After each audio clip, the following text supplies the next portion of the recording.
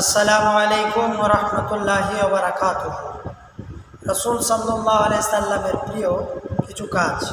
নম্বর 1, বিপদের সময় মাঝে মাঝে আকাশের দিকে তাকিয়ে নিজের কষ্টগুলো আল্লাহকে বলতেন।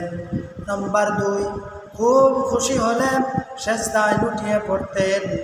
নম্বর 3, কখনো দাঁড়িয়ে জুতো পরতেন না। নম্বর 4, ফজরের সালাতের পরে সালাতের স্থানে বসে তাসবিহ তাহলিল করতেন এবং সূর্য ওঠার পর 2 রাকাত সালাত আদায় করতেন। নম্বর 5, বাড়িতে ওযু করে রুমাল দিয়ে মুছে হাত পা মুছে মসজিদে জামাতে শরীক হতেন।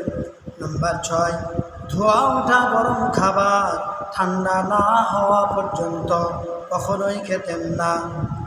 সুবহানাল্লাহ, চিন্তা করে দেখেন নবী আমার কত সুন্দরভাবে জীবনযাপন করেছেন।